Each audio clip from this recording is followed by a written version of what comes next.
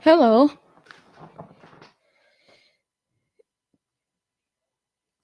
Jay-Z is a billionaire. Jay-Z is a billionaire. Hello, everybody. How are you guys doing? Hey, Rochelle. Sandra. Is it Sandra or Sandra? I don't know. Um, why do you guys think Jay-Z is a billionaire? I want to hear your opinions on the fact that he is the first rapper who became a billionaire. Um, I don't know. You know, I feel very greasy today. For some reason, whatever. It's the suntan and I'm having and the hair grease. Anyway, um, I wanted to hear your opinions as to why he is a billionaire. Okay, so you say multiple streams of income. All right. I don't know if you guys read the Forbes article that I posted online. Definitely, it's his multiple streams. He could not become a billionaire with being a rapper. But I'm gonna say something. I don't know if it's controversial or not, and I'm not, and I don't mean to disrespect him. Um, exactly. see, see, see. Before I even said it, Rochelle says that came from drug money. Thank you. Let's keep it real. You took like I didn't even get a chance to say what I felt. You already said what I felt. Let's look at. I'm gonna talk about his streams of income. Okay, let's look at his multiple streams of income. Number one, Armand de Brignac, which is champagne. Number two, that's 310 million.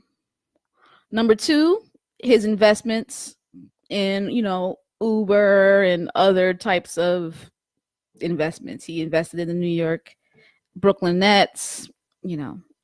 So cash and investments 210 million. Okay. His stake in De Ussie, or whatever that is, which is Bacardi, which is cognac. Okay. That's 100 million. His music business, he has a music stream, 100 million title. Okay. He has, hey Tiffany, what's up? He has 75 million in Rock Nation, which is another entertainment company. Okay. So a label. He has his music catalog, basically all his music, which is 75 million. That's not even 10% of his income, of his net worth. 75 million. All right. Then he has art collection. Art collection is worth 70 million. That's nothing either. Real estate, 50 million. Still low. I mean, people are like, oh, he has real estate. It's only 50 million. I mean, only 50 million. I'm saying this in context of his net worth, okay? 50 million is a lot of money. So he has a house on the East Coast and a house on the West Coast and a condo somewhere. But it's not a lot of money compared to the fact that he's a billionaire. So what am I saying? He's a billionaire because he created opioids for the masses. I'm realizing to own a business in this country and to be wealthy, you have to create something that makes people feel good. He started off as a drug dealer, and he's still a drug dealer. 500,000 of his billion, right? Okay, I'm sorry, 410,000 of his billions is liquor, which is, in my opinion, just as much as bad as drugs. It's alcohol. It's getting you high. It's getting you drunk. It's an opioid. It is there to make you feel good. So almost half of his $1 billion net worth is alcohol, drugs. Okay. The other 100 or 200 million is his music, which is opioid. Music is opioids for the masses. And I'm not saying anything's bad with music. I'm just saying, what do you play music to make you feel good? So between his liquor and his music, that is 3, 4, 5, 6, 7. $700,000 of his net worth is music and liquor. Opioid for the masses. Why is he a billionaire, in my opinion? Because he's still dealing drugs. It's just a different type of drug. It's either alcohol or his music. And if you want to own a business, I'm realizing you have to create something that makes people feel good. You're going to have to satisfy either their base need, like food, clothing, shelter, or you're going to have to satisfy their emotional need. What can you create to satisfy somebody's emotional need? That's what business is all about. I was plugging my STEM camp, and I would plug it in the context of you have to do this, because I basically did it in a negative way. And I went to this marketing talk, and they talked about how negativity creates a fear mechanism in people's minds, and they resist your product. So you have to always come with a marketing campaign to make people feel good, and then they will basically lower their guard, because they easily reject via fear. They're like, anything they're afraid of, they say no before they even listen to anything you have to say. But if you can get past their fear and somehow connect with them emotionally, they'll let their guards down and buy your product. And that's what in my opinion, Jay-Z has done to make his billion. $410,000 worth of $410 million worth of liquor, and another 300,000 worth of music. It's the opioids of the masses. So, and I'm not trying to belittle him. He's a mastermind of what he does. Not anybody can sell it, but I mean, this is pretty much his ammo.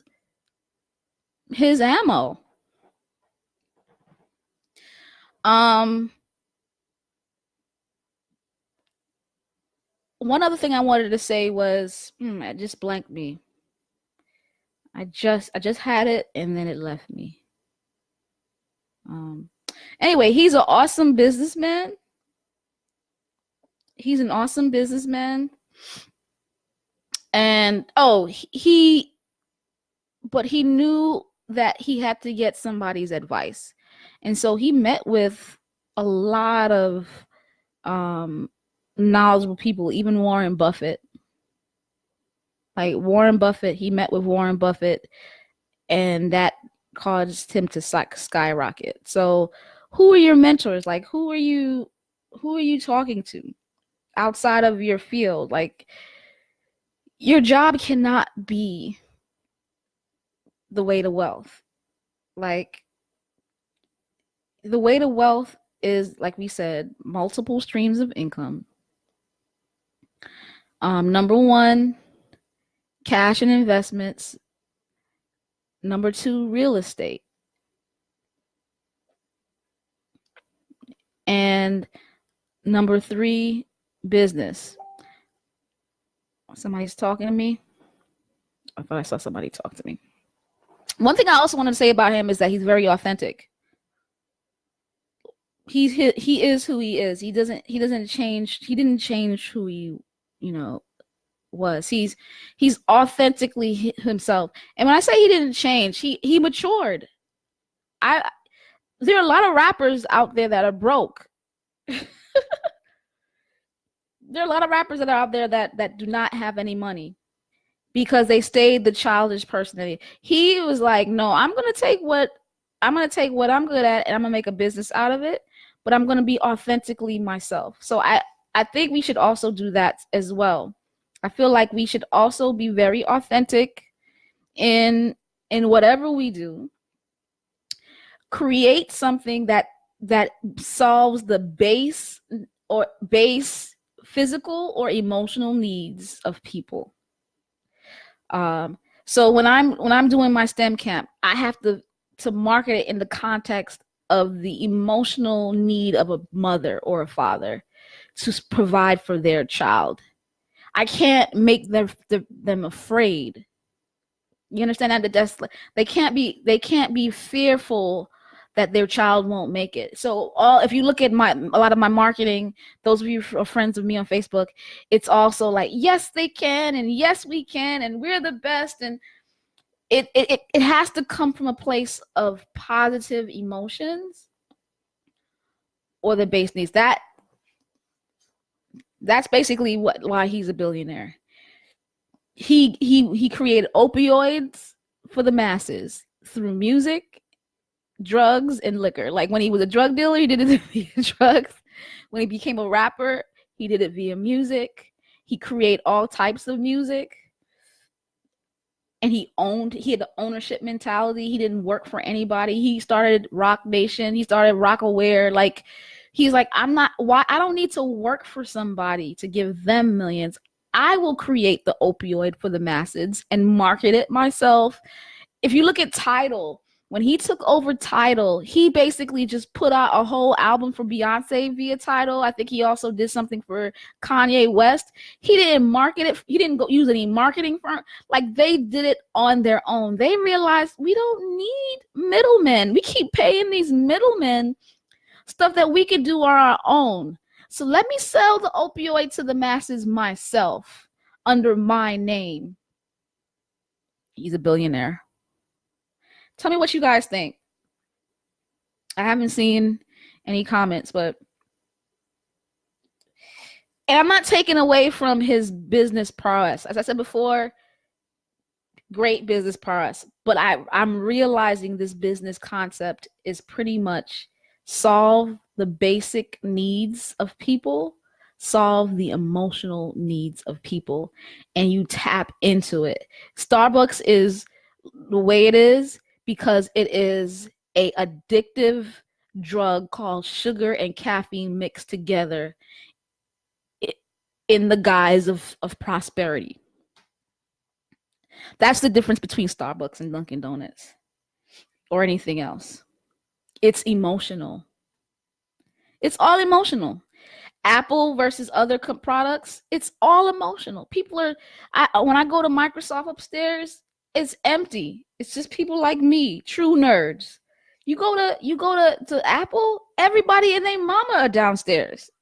Everybody and their mama, people who don't even know how to use an Apple are buying $500, $1,000 products because it Steve Jobs always knew that it has to be colorful and eclectic and pretty, and it had to basically catch the eye and the emotion of people versus really using it for some kind of work. That's just my opinion. That's why I think Jay-Z is a billionaire. He created opioids for the masses and took over it himself. And he's a billionaire today. Shout out to Jay-Z. What are you going to do?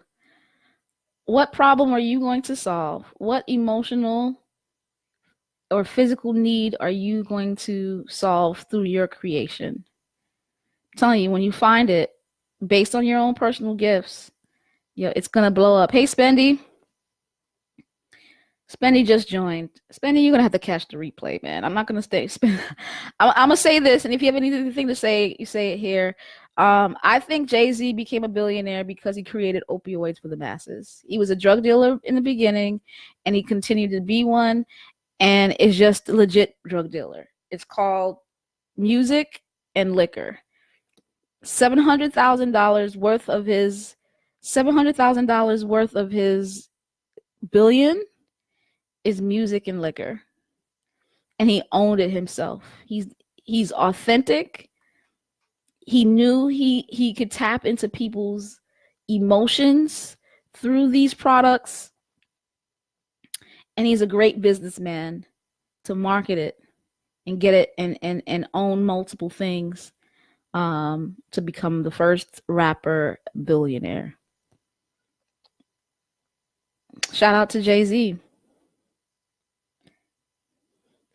All right, guys, you have a good evening. I want you to homework assignment. Think of a base need or emotional need that you can solve, or a problem you can solve using a product that you create. Think of what product can you create to solve a basic physical and emotional need of people based on your talents. Homework assignment. Make sure you do it. And I want you to tell me what it is by posting it on Facebook. All right. Appreciate it, Rochelle. Appreciate that you appreciate my analysis. What I thought. I'll see you guys on Monday. Have a good night.